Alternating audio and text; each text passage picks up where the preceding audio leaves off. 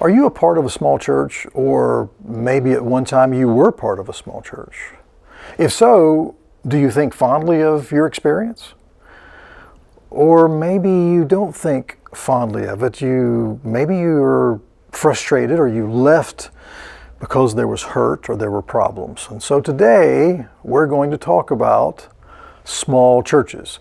And we're going to explore the benefits of being in a small church, and there's a lot of them. And we're going to look at the challenges that comes with the limitations of a small church as well. And we'll see the close-knitness of being in one of these great institutions, as well as the things that they have to work through just being a smaller church. So today on the Church Files, we want to thank you for being a part of this. We're going to look at that very topic. Last time we looked at the megachurch, and we looked at the upsides and the downsides of the megachurch. So today we're going to look at the upsides and the downsides of small churches. And so again, thank you for being with us here on the Church Files. If you like what we do here, if you would please like us, or subscribe, which would be really, really great, or hit the bell icon. And of course, that will allow us to send you the content we create sooner, and you'll get it right away. So those three things would be awesome. Thank you so much. So I have been a member of a small church and have great, fond memories of that time. Grew up in a small church and loved it. I also remember some of the issues and the frustrations of being in that small church. There came a point in my own life where I left the church I grew up in because I was the only person of my age group. And I knew if I was going to meet anybody to marry, I had to leave that church. And I really felt a release from the Lord to do that. And so I began my journey of looking for where to go. And I told you last week, or last episode, that I went to a mega church and hated it at first, but it ended up being a really good thing. Met my wife there, we got married, I was ordained there, and things went really, really great. By and large, really, really great. But we still have great fond memories of that church and love it deeply. But the small church has a really deep place in my heart as well, because not only was I a member of a small church, my first church in seminary was a small church. And I loved that church, but it was a challenge when I was there. They had gone through all kinds of horrible, terrible trauma. And I was there for 2 years, and my task was to rebuild the youth ministry. And God helped us, and we saw a lot of young people come to Christ, and several of them go into ministry. And I saw a young pastor come in who was my boss, and he took over that church and did a great job. He's still there today, and doing a fantastic job in that church. And so I love the small church, and I also understand it and understand some of the challenges. So today, on the Church Files, as we open up this file here on small churches, we're going to look, first of all, like last week, at the downsides. And there are 4 downsides, categories, I want us to kind of walk through. And I'll try to move through these. I know last time, it was like over almost 40 minutes. I'm sorry about that. I really want to keep these under 20.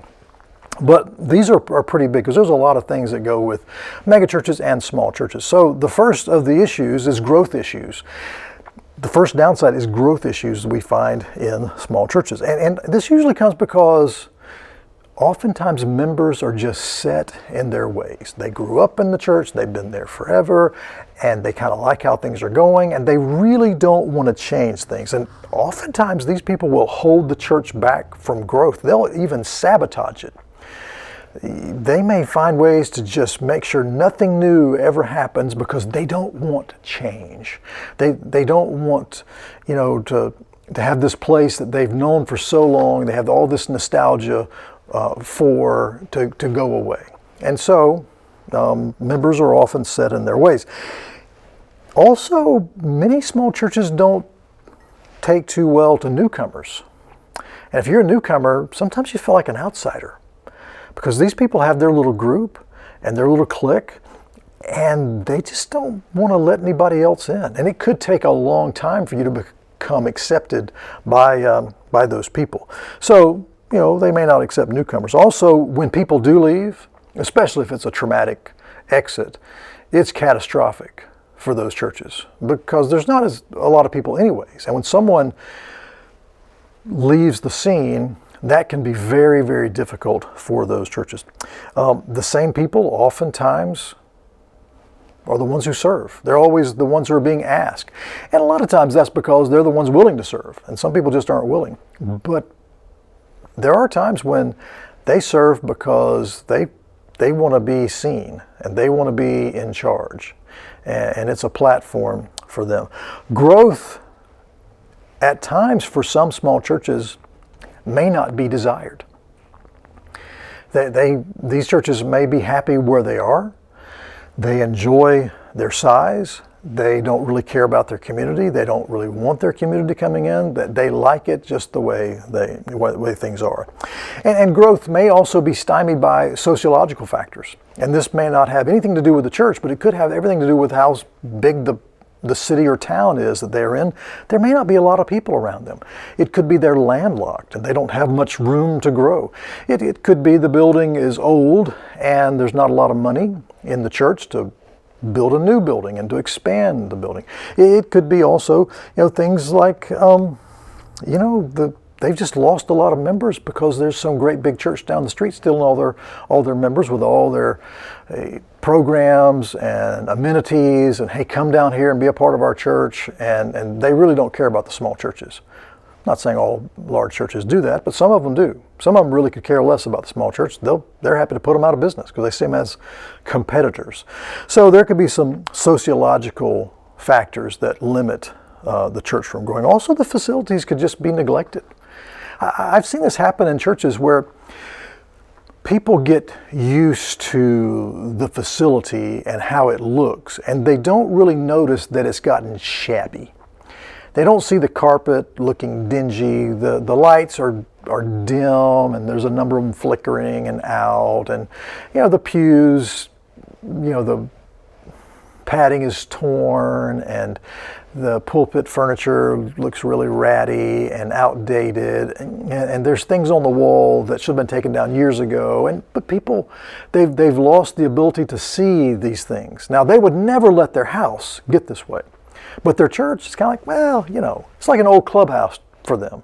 They like all the way it looks and feels. It's like an old ratty old shoe that they wear. Feels comfortable, feels really good. What they don't realize, though, is that is inhibiting their growth, because when new people walk in with fresh eyes, they're going, wow, this place is a rat hole. It is run down. The members may not even notice it because they've gotten used to it, but new people notice it, and that can be an inhibiting factor for growth. The next thing is staff issues.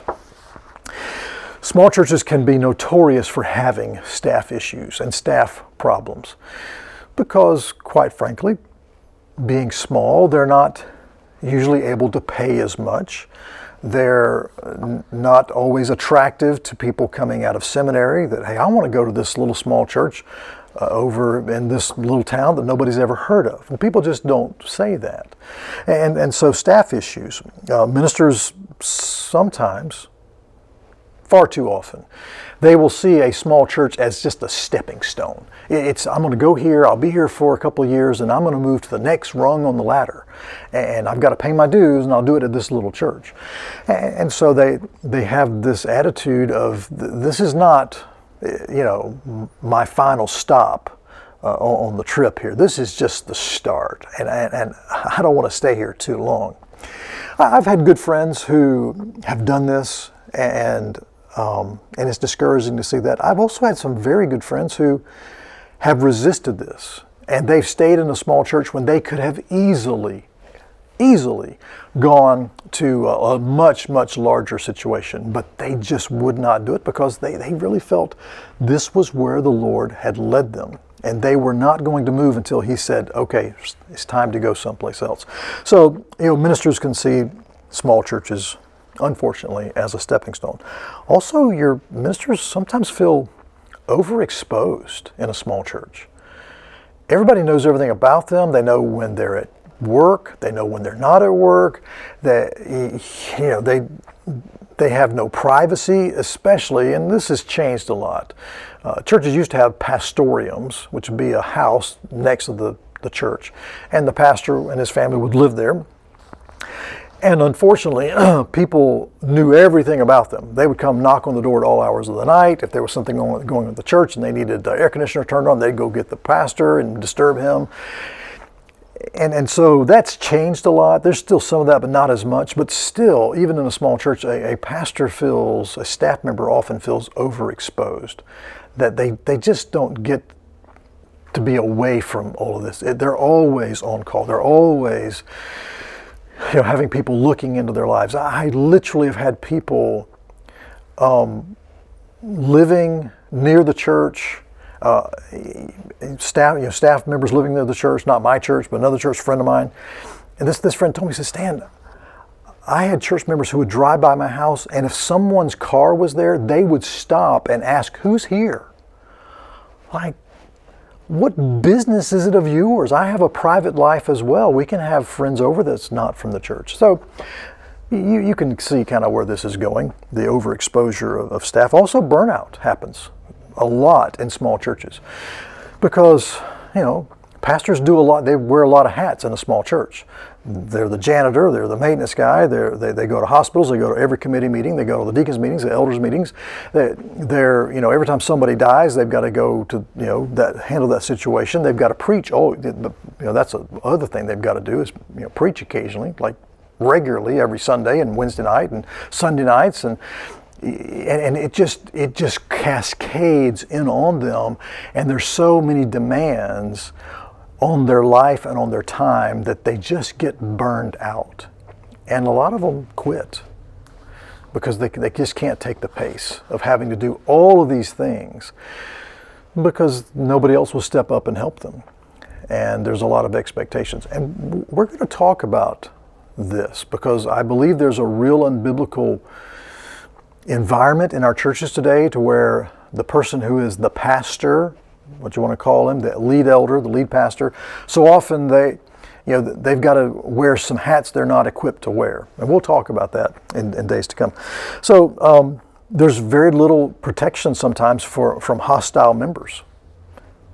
Somebody gets after you. If you're in a big church, well, okay, you got some insulation on the wire, so to speak, because they're just one person out of thousands.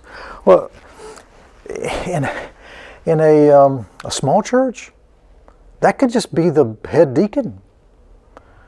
Or it could be a family they just don't like you. And they've got influence over other families. And you really feel like, goodness, the walls are closing in and these people are going to get me. And before long, there's going to be a mob with pitchforks and oiled torches standing outside my door demanding my head.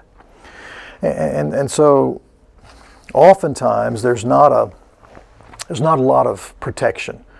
And it's usually because the good people of the church who know what's going on say nothing.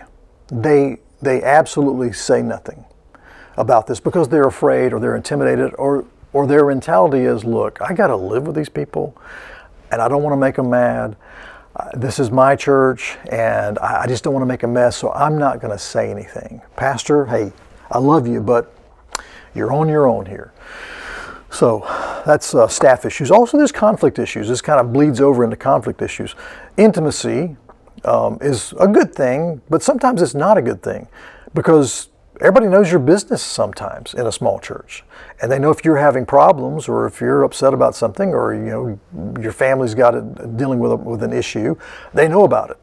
And so this can lead to conflict. It can cause people to leave the church because I don't want everybody to know that me and my children are having problems and everybody wants to be in my business. And sometimes you know more than you want to know about other people.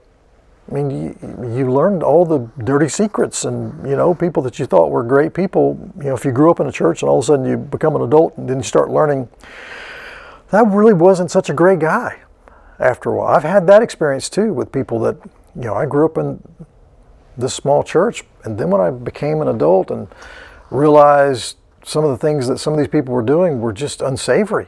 And I never knew as a kid. So that can impact you.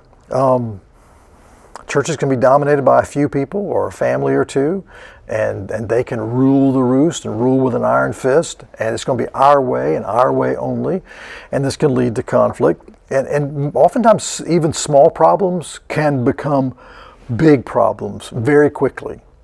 And a pastor always, or staff always feels like we got to stay in front of every little problem, because if we let it fester or go too long, it's going to explode on us. And there's really no place to run then. So that can be an issue with small problems becoming big problems very quickly in a small church. And then there's just the resistance to new ideas. People don't want to embrace things like technology or new music, or a new pastor may come in, a new lead teacher may come in, and he's not like the last guy, and he's different from the last guy. We don't like that, and so new ideas can be seen as threats to the status quo. That's conflict issues. Then there's the limitation issues, and this is really what hits and hurts small churches, are their limitations. There's limited worship options. Oftentimes there's one service, and you may have multiple generations in the church, and you got to try to hit everybody, but in doing so you can make everybody unhappy and angry. And so this can be a real issue. There's limited resources to go around for all the programming that's going on, and you just never feel like there's enough for us to do what we want to do. Finances oftentimes are a constant concern in small churches. Even if they have no debt, just paying staff members and bills and programming can really stretch a church budget and cause great distress at times. And so often small churches begin to look at what they can't do rather than what they can do. And this sort of negativity begins to seep into the church, and people begin to say, well, we can't do that. Well, we're not big enough to do that. We can never do this. And this becomes the mantra, so to speak, of we can't. I wish we could, but we can't. And so that can really drag the church down as people just adopt this fatalism, so to speak. Then there's just technological issues. The technology may be out of date. There may not be Wi-Fi in the church, and everybody shows up and they've got their phone and they're wanting to connect to do their Bible app, and it's like, well, there's no Wi-Fi here, or it's really, really spotty, really bad. Projection screens, sometimes small churches, we don't like those. They're just unsightly. We ought to sing out of the hymn book, but the projection screens really do help with the worship of the people, and being able to sing and project, and you're able to do things with those screens that you couldn't do before with just books. There may not be a broadcast, or if there is a broadcast, it's very poor. So it's not a small church, but we're a medium-sized church. When I came here, our broadcast was horrifically bad. They had one little small camera in the balcony with a shotgun mic. It was really, really bad. And fortunately, there was a man who came and joined our church who knew everything about sound, video, audio. He designs systems like that, and he was able to help us. And he got us a lot of free equipment, and we quickly got up to speed with our sound system, but also our ability to do a broadcast, which was great because I'd been here 2 months and then COVID hit. And we really, had to do a lot of broadcasting. And so that was great. But sometimes churches, they don't have the money for this. Technology costs a lot of money. Projection screens and projectors cost a lot of money. New sound systems cost a lot of money. And so these can be real challenges for churches as well. Then there's just limited activities for youth, for children, for senior adults. There's a lack of training oftentimes for volunteers. Children's workers may not have been trained in the latest things in terms of security and safety and taking care of children. And so there can be a lack of training. There may not be any support groups available for people who have problems, grief support, divorce recovery, things like that. And this is oftentimes why people leave small churches and go to larger churches, because they have a need in their life. They just went through a divorce, and first of all, they're in a small church, and that was really painful, and it's very awkward in the church. But there's nobody that can help them recover as well. And so a lot of large churches with recovery programs end up getting members from small churches that don't have those things. And then there's just less diversity of people in a small church. You don't get the broad spectrum of cultures that often happens in larger churches. And so it's this lack of diversity. So that's the downsides. And these are challenges, and every small church out there has challenges, and they deal with challenges, and they've got to work through these things. And I just want to encourage you, if you're in a small church and you're feeling frustrated, don't give up. You keep working, because the Lord's going to provide you with the resources that you need. If He's got you there, and if your church is honoring Him, He's going to protect you and to help you and provide for you. I've seen that happen so often. And it is a beautiful thing to see the Lord at the right moment, the right time, just pour out a blessing on a small church. One more thing too. I know the first church we see in the book of Acts was a mega church, the Jerusalem church. They became a mega church overnight with the preaching of Peter. But then it quickly became a small church again, because they were scattered because of the persecution. And then all the churches we read about in the New Testament are basically small churches in these cities like Corinth and Thessalonica and Colossae. And these are small churches, and they're struggling with their size and reaching the culture around the people around them and sharing the gospel. And so the Bible has something for the large church, but also the small church. Small churches are not forgotten by the Lord. And so there are some upsides. And so I want to give you 5 upsides. First of all, member significance. Member significance. So, for example, your giving, it matters big time in a small church. And when you give, you can almost see how that really helped this church to do some things. And so you don't feel like you're just got a drop in the ocean as you would in a mega church when you give. You're really contributing to something, and you can almost see it happening when you give in a small church. Your spiritual gift is often not only used but desired. They want to use your spiritual gifts. They want to put you, where you need to be serving, and there's always a need for people to use their spiritual gifts. And whereas I mentioned this about mega churches, so often they struggle of we don't know where to put people. So with this kind of giftedness, yeah, we've got some needs for greeters and things like this, but your giftedness in administration or whatever it may be, we don't know. If that can be a real struggle for megachurches, because they've got so many people, and how do we put all these people to work and utilize their giftedness, where in the small church they really can help you find where it is you ought to be serving. And so your spiritual gift is valued and oftentimes used. And you feel like you're part of a family. I mean, you really do. You get to know people quickly. They get to know you, and it's a really a beautiful thing of this family atmosphere. You're not just a stranger in a strange land, and nobody knows you. You know people, and you begin to connect with these people, and you feel like you're part of a family. And one other thing here in terms of member significance is that in terms of your worship and your giftedness in serving in worship and helping to lead in worship, you don't have to be a superstar to lead in worship. They'll say, come on, join the choir. Oh, we'll put you in the praise team.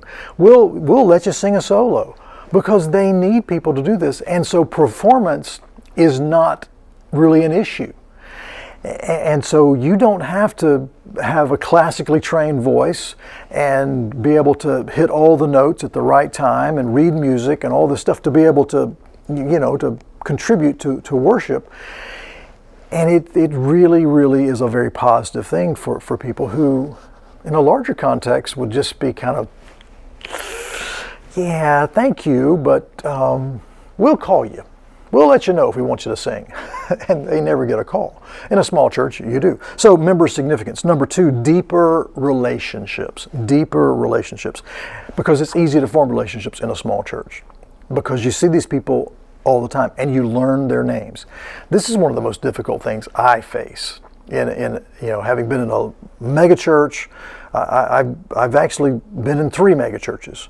The last mega church I was in was a medium-sized megachurch. I was in a monstrous megachurch in college, and you just show up and it's like there's 8,000 people in this gigantic room. Hey, how do you get to know people? But in a small church, you see these people every week. They get to know you. You talk. You go out to eat with each other. You spend time together, and it really becomes easy to get to know people and form relationships. Also, you get to know their leadership.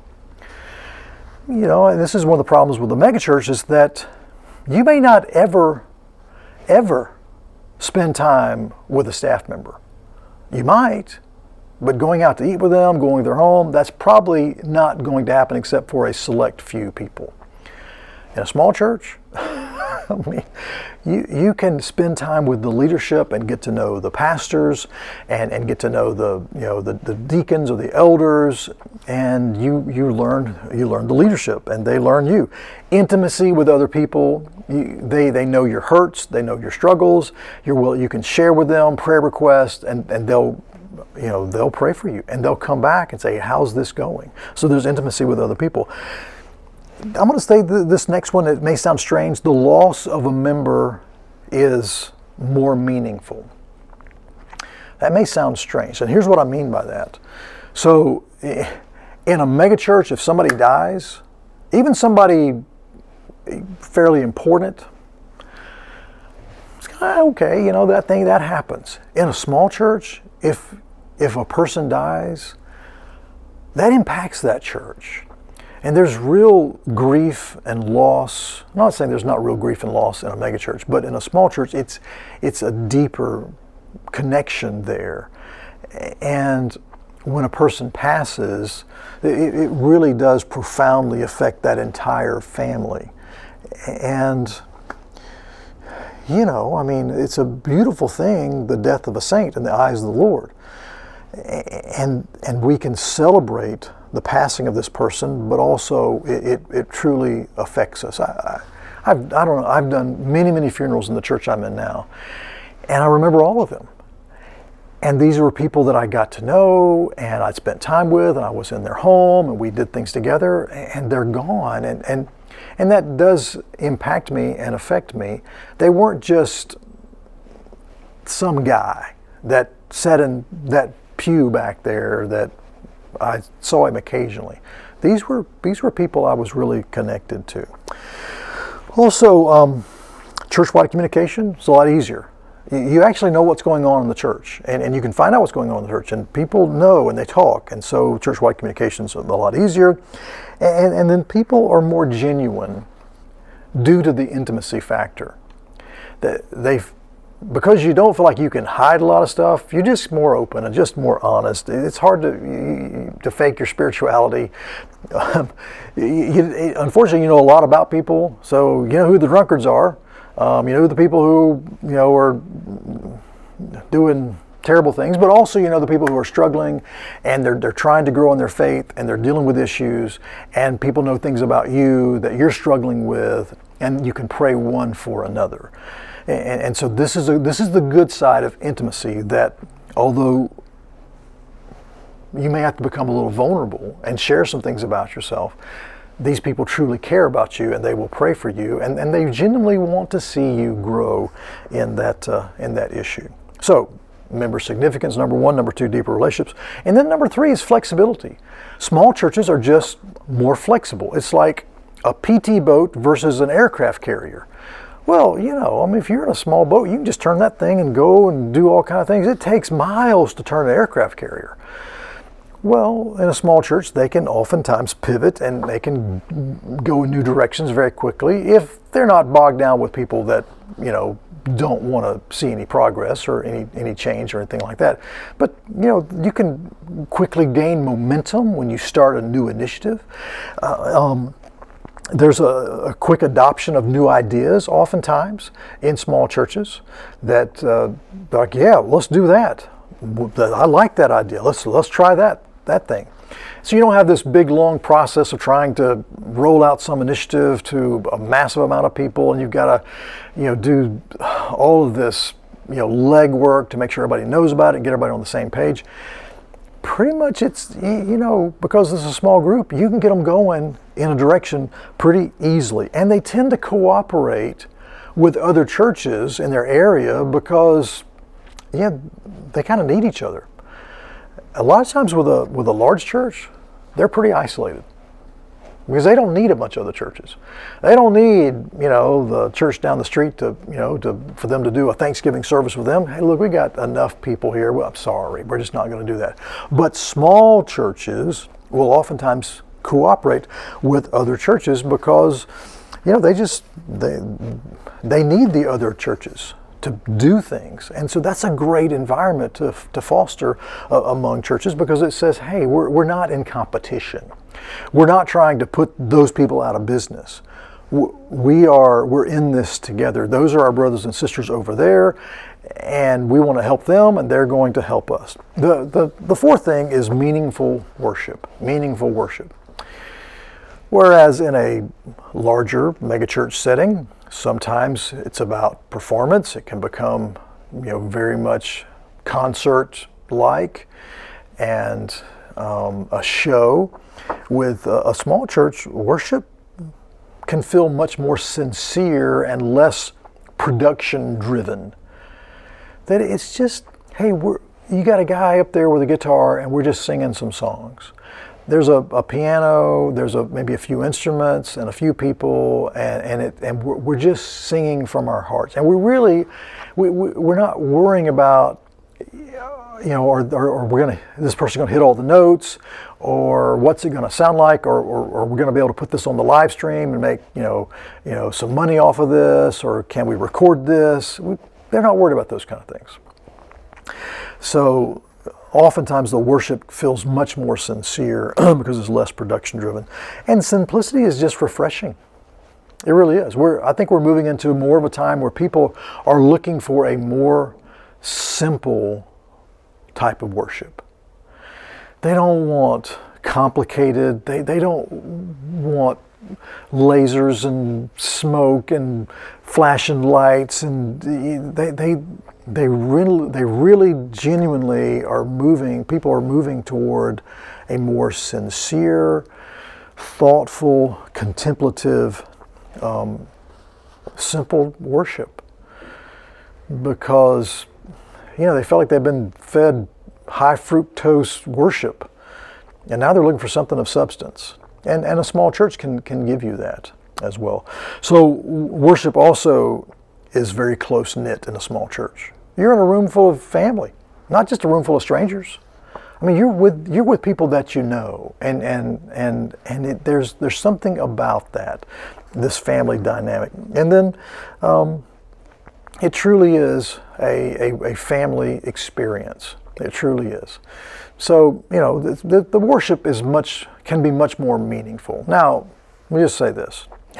There are some small churches, they're dead as Julius Caesar in their worship because they don't care. They're just going through the motions. We're just singing the same songs we've always sung. There's no thought into it. So I know that's out there. I know there are churches like that. But then there are small churches that are really trying, and they're really doing a great job of having genuine and sincere worship, as well as some of the mega churches too that are out there. I know this is a struggle for them to make it not feel like it's a full-on production, and that it's just something where people are going to go through the motions, and we've got all the the people that are really, really super good at what they do, and they're just here to entertain you. So I know megachurches struggle with that. And likewise, small churches struggle with it not being boring and the same. And so when a small church is doing it great and doing it right, man, it is rich and it is sincere. So meaningful worship. Number 5, the last one, healthy church dynamics. Healthy church dynamics. Often there's a deeper focus on what's important. What is our mission? What are we trying to accomplish? It's not we're spread out all over the map.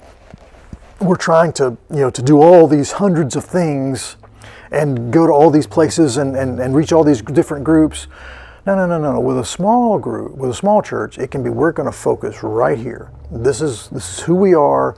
We may have this one mission spot we go to. We may have this one thing we do in our city, and it can become really, really refreshing to not have all this stuff that we're just trying to do and everybody's just busy and you're just wearing everybody out. It's like this is who we are, this is what we do, and so there's a sharper focus and we just do a few things well.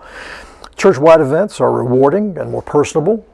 You go to a dinner on the grounds. Now that's kind of an old term, but if you have a church-wide fellowship where we all come together and we all sit around a table and have a meal, that's just really cool, isn't it? It's very personable because you're with people. I know those people, and people are kind of walking around talking to each other, and there's nobody's kind of left out because we're all in this together. There's multi-generational care oftentimes in small churches. The older generation, they really care about the children and the youth. They want to see them do well, and they're willing to invest in them. There's not this fragmentation that happens so often in mega churches to where we've got this group over here. I'm in the college department, and the college department doesn't do anything with anybody else. Or I'm with the senior adults, and we just do senior adult stuff. Or I'm with the singles, and we only do things with singles. I'm with the newly married people, and we're only going to have a newly married class. Well, in a small church, you don't have all those silos and all this fragmentation. Everybody's kind of in this together. And so that really contributes, again, to the cohesiveness of the church. And all these generations are looking after each other. The children know who the older people are, and they love them. The youth are aware that the older generations are kind of footing the bill for them to go to camp or to have some big event. And there's oftentimes service between the generations, which is a really, really healthy thing. So, should you be a part of a small church? Well, as with what I said about megachurches, yes, if the Lord is leading you to be a part of a small church. And that's up to you, to discover His will, to seek His will. He may take you to a large church. If He does, He expects some things out of you. He expects you to go to work. He expects you to use your giftedness. He expects you to hold people accountable. He expects you to be a voice for what is good there.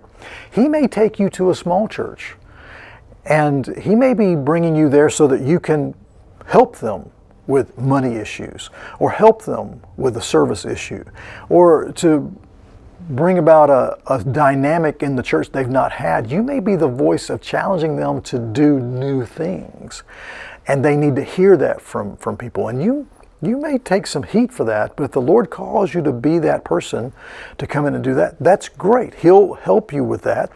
He'll give you the grace to do those things. And so this really boils down to megachurches, small churches. What is it the Lord is calling you to do? Now let me just close with this. The vast majority of churches in Western culture, in America, where I am, North America, are small churches. In my denomination, 90% of the churches are under 150 members. So small churches are everywhere. And they need help. They need good people. They need godly people to serve and to help them. And so don't think if you go to a small church you're settling for something. I wish I could go to a big church, but I got to go to this. No. You go where God tells you to go, where He leads you to go, and you will be fulfilled. you will do His will, and He will reward you, and He will bless you, and His favor will be upon you. And one day, whenever you stand before Him in heaven, He'll say, "Well done, good and faithful servant. Enter into my rest." Because you obeyed His voice. You were one of His children, and you did exactly what He told you to do. You weren't just a consumer. You weren't just some cultural Christian who, you're just kind of in this for whatever.